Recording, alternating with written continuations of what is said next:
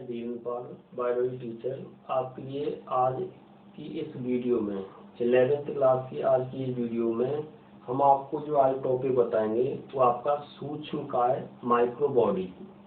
देखो, micro body जो होती है वो आपके किसी भी पादप या किसी भी जंतु कोशिका में ये अति सूक्ष्म संरचना होती हैं जो विभिन्न प्रकार की जैविक व अजैविक या कह सकते उपापचय क्रियाओं को संपन्न करती हैं। तो आज का जो टॉपिक है सूक्ष्मकाय।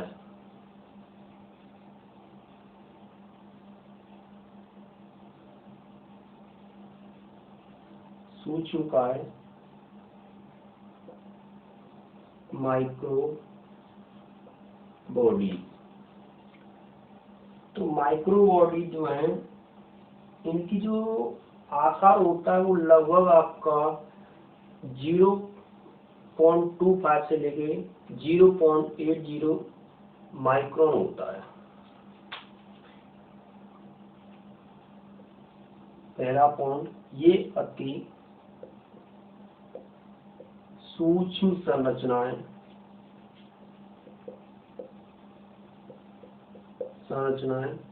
होती है।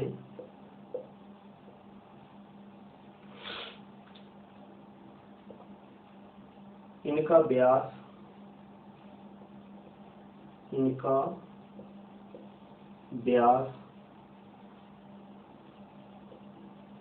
लगभग 0.25 से लेके 0.80 माइक्रोन होता है। तो ये अति सूक्ष्म संरचना होती हैं। आकार इनका अंडाकार भी हो सकता है, गोलाकार भी हो सकता है। इनका जो व्यास होता है वो 0.25 से लेके 0.80 तक होता है। अब ये माइक्रो बॉडी जो होती हैं वो आपके मुख्यतः 3 प्रकार की होती हैं। एक आपका स्पीरोसोम, ग्लाइऑक्सिसोम और परऑक्सिसोम। सामान्यतः अधिकांश जो माइक्रो बॉडीज हैं इनकी जो उत्पत्ति होती है वो माइक्रो बॉडीज की एंडोप्लाज्म रेटिकुलम, सामान्यतः इनकी उत्पत्ति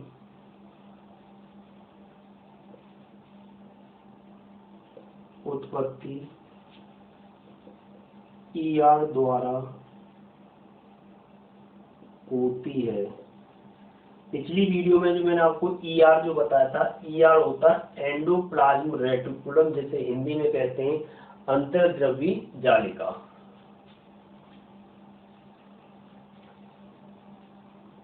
ये मुख्यतः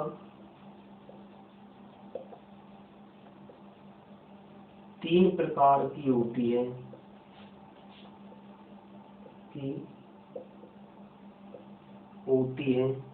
पहला जो है वो आपका स्पीरोसोम, दूसरा परऑक्सिसोम और तीसरा ग्लाइऑक्सिसोम। नंबर फर्स्ट स्पीरोसोम, सेकंड परऑक्सिसोम और थर्ड पर है आपका स्पीरोसोम हो गया, परऑक्सिसोम हो गया और तीसरे पे आपका ग्लाइऑक्सिसोम।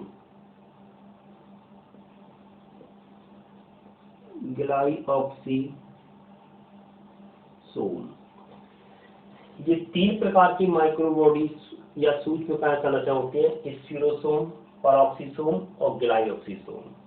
तो एक एक करके हम उनका अध्ययन करेंगे। पहला लीजिए आप स्पीरोसोम्स।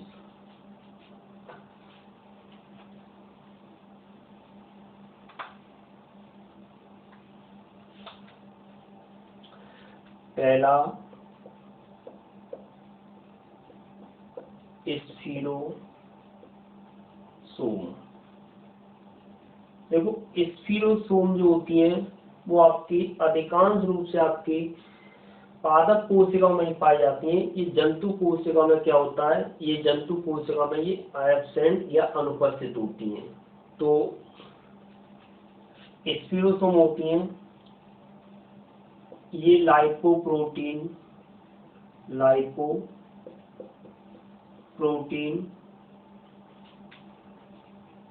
की एकक कलाबद्ध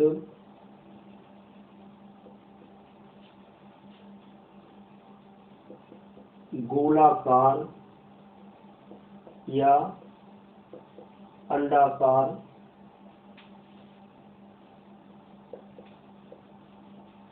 संरचनाएं होती है। इनकी जो खोज की थी वो डेलिंजर व पेनियर के द्वारा की थी, या डेंजियर व पेर्नर। इसकी खोज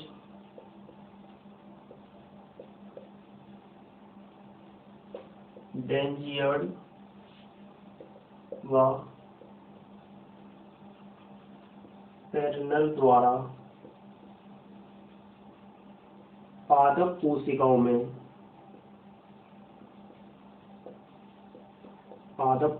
में की। इसकी जो खोज की थी वो आपके डेंजियर और आपके पेर्नर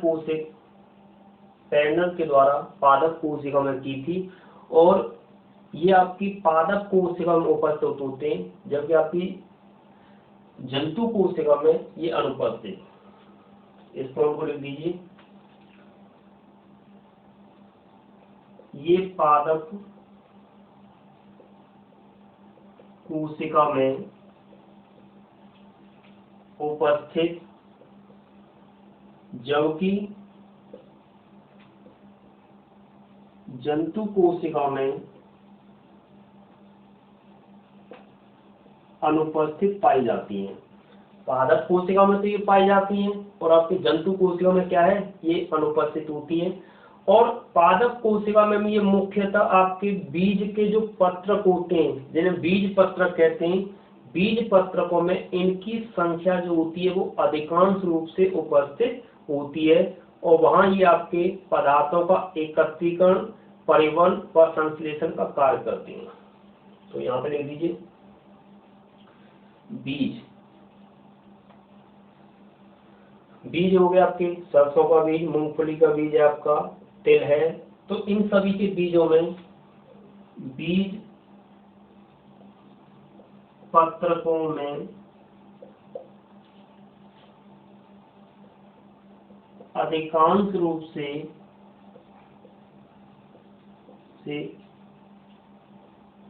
ये उपस्थित होती हैं, और बीज पत्रकों में उपस्थित होती है। देखिए बीज जो होता है, बीज के आपके जो दो भाग होते हैं ये पत्रक कहलाते हैं। तो इन पत्रकों में या बीज पत्रकों में आपके स्पिरोसोम उपस्थित होते हैं, और वहां पर आपके ये परिवहन, एकत्रीकरण व संश्लेषण का कार्य करती है। उपस्थित तथा यहाँ ये एकत्रीकरण, परिवहन व संश्लेषण का कार्य करती है। संश्लेषण का कार्य आप ये कह सकते हो कि जब आप बीज को मिट्टी में डालते हो तो बीज क्या है, अंकुरित होता है, और अंकुरित के समय आपका जो भ्रूणकोश, एंडोस्पर्म जो होता है, यानी नवजात के लिए पोषक युक्त पदार्थ, तो उसका संश्लेषण आपको कौन करता है, स्पिरोसोम, जो आपकी पादप कोशिकाओं में या बीजों में पाए जाते हैं। ये तो हो गया आपका स्पिरोसोम। दूसरा आपका पराक्सीसोम। पराक्सीसोम में मैंने आपको लवक के साथ पढ़ाया था या माइटोकॉन्ड्रिया के साथ पढ़ाया था कि आपके संश्लेषण क्रिया या प्रकाश संश्लेषण क्रिया में ये मुख्य उत्तरदायी होते हैं, पराक्सीसोम और आपके माइटोकॉन्ड्रिया, हरित लवक, ये प्रकाशीय शोषण में सहायक होते हैं। तो पराक्सीसोम नंबर सेकेंड, पराक्सीसोम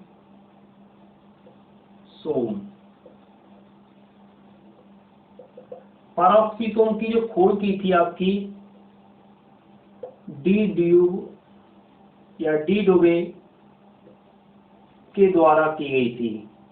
पैरोक्सिसोम की जो खोज की थी वो डी डुबे के द्वारा की गई थी और ये आपके प्रोटोजोआ को छोड़कर आपके एक कोष के जीव आपका प्रोटोजोआ, यूग्लिना, पैरामीशियम, एक कोषीय जीव को छोड़कर या प्रोटोजोआ को छोड़कर ये सभी जंतु कोशिकाओं में उपस्थित होती हैं।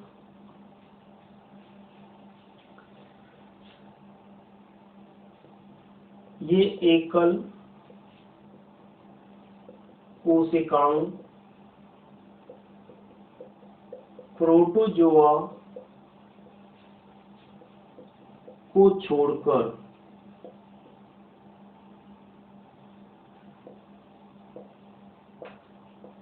जंतुओं मुख्यतः आपके वृक्क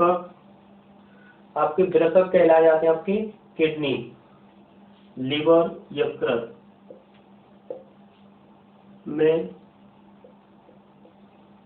पाई जाती हैं। एकल कोशिकाओं आपका पैरोक्सिसोम होता है। प्रोटोजोआ को छोड़कर ये जंतुओं के जो अधिकांश रूप से उपस्थित होती है वो वृक्क और यकृत, किडनी और आपके लिवर में पाई जाती हैं। पादप कोशिका में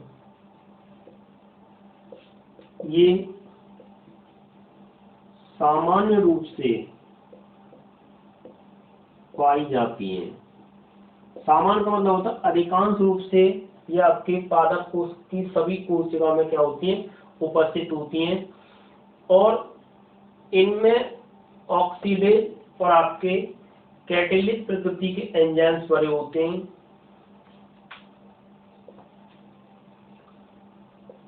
इसमें ऑक्सीडेज व कैटेलेज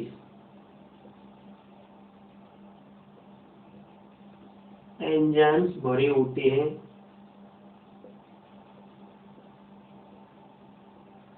इसमें ऑक्सीडेज और आपके कैटेलेज एंजाइम्स भरे होते हैं और ये लाइसोसोम की भांति कार्य को प्रदर्शित करते हैं। लाइसोसोम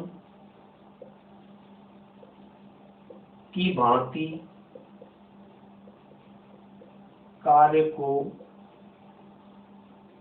प्रदर्शित करते हैं। अब ये तो हो गया आपके इसके फीचर्स, आपके लक्षण इसके। अब पैरोक्सिसोम का कार्य क्या होता है?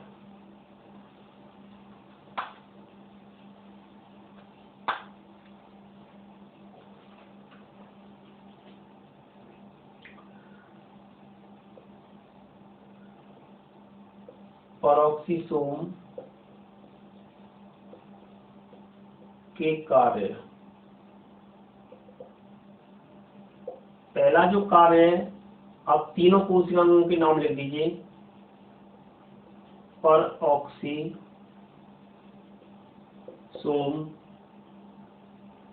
प्लस लवक और एक और है आपका माइटोकॉन्ड्रिया। माइटोकॉन्ड्रिया के साथ मिलकर या कह सकते हो कि पैरोक्सिसोम, लवक और माइटोकॉन्ड्रिया तीनों मिलकर आपकी प्रकाश संश्लेषण क्रिया को संपन्न करते हैं। मिलकर प्रकाश संश्लेषण क्रिया को संपन्न करते हैं। सेकंड पॉइंट जो है, ये आपकी जैविक व उपापचय क्रियाओं को संपन्न करते हैं। जैविक व उपापचय क्रियाओं को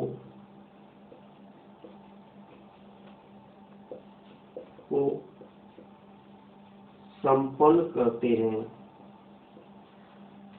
तीसरा जो पॉइंट आप बनाओगे, आपको इसी में पढ़ाया था कि इसमें ऑक्सीडेज और कैटालेज प्रकृति के एंजाइम्स भरे होते हैं।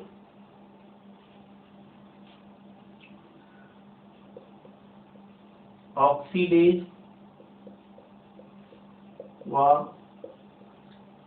कैटालेज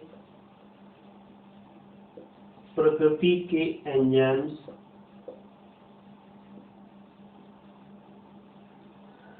ऑक्सीडेज व कैटालेज प्रकृति के एंजाइम्स जल H2O का विघटन करते हैं, विघटन करते हैं। ये आपके जो ऑक्सीडेज और जो कैटालेज एंजाइम्स होते हैं वो आपके H2O का विघटन करते हैं, और H2O का जो विघटन हो जाता है इसमें आपके ऑक्सीजन मुक्त होती है, ऑक्सीजन के साथ आपका ATP ऊर्जा भी मिलती है। तीसरा है साइटोप्लाज्म या कोशिका जल से विषैले पदार्थों को या नाइट्रोजन अपशिष्ट पदार्थों का की क्रिया दर जो होती है, सांद्रता होती है, वो कम करते हैं। कोशिका में विषैले पदार्थों की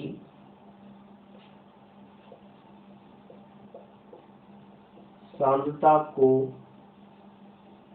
कम करते हैं।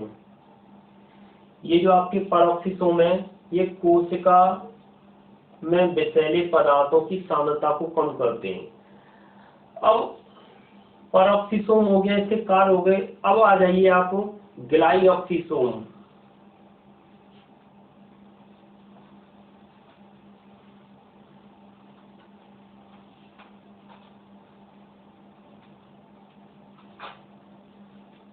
नंबर 3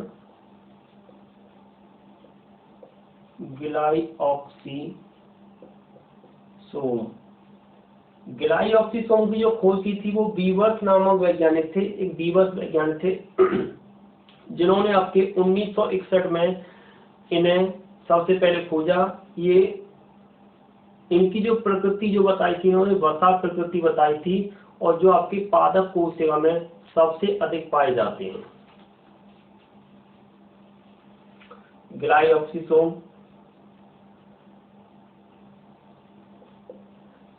ये एकल बद्ध कोशिकाओं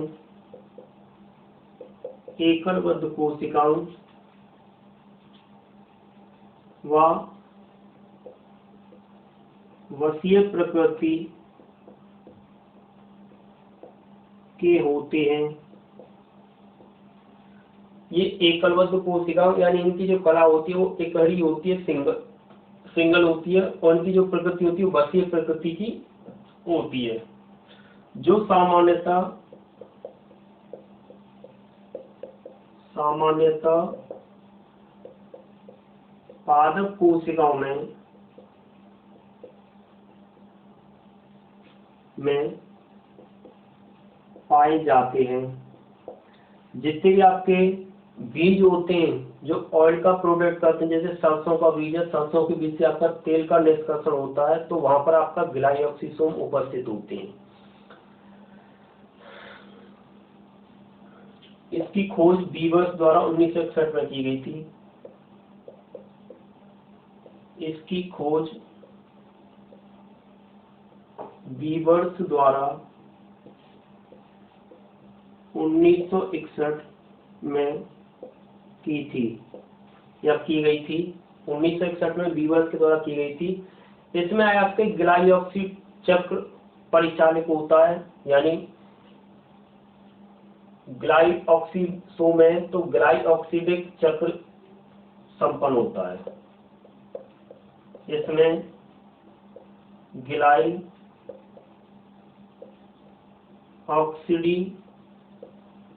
चक्र संपन्न होता है। ग्लाइऑक्सीडी चक्र संपन्न होता है, इसका मतलब ये होता है कि जो वसा फैट होती है उसे कार्बोहाइड्रेट में रूपांतरित करना।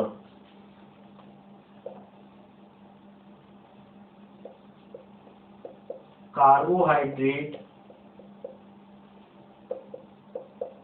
वसा में, गलत हो गया आपका, आप ये लिखिए वसा कार्बोहाइड्रेट में परिवर्तित हो जाती है।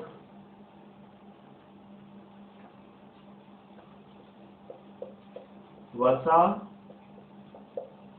कार्बोहाइड्रेट में परिवर्तित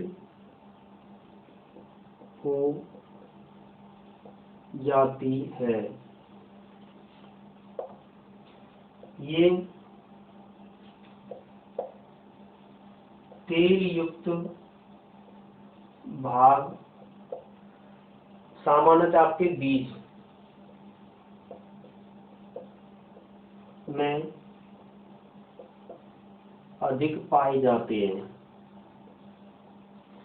जैसे सरसों का बीज है, सोयाबीन है, इनसे तेल का निष्कर्षण होता है, तो ये आपके तेल युक्त अर्थात बीजों में सबसे अधिक पाए जाते हैं। तो ये तो हो गया आपके 3 कोशिकाओं, स्फीरोसोम, पेरोक्सिसोम और ग्लाइओक्सिसोम। अब अगली जो वीडियो जो आपकी 11th क्लास की जो आएगी वो आपकी फ्लैजेला और आपके सीलिया, हिंदी में आपके कशाविका और आपके पश्चिमाविका क्या होते हैं, इसमें अंतर क्या होता है, वो नेक्स्ट वीडियो में देखेंगे आप। धन्यवाद।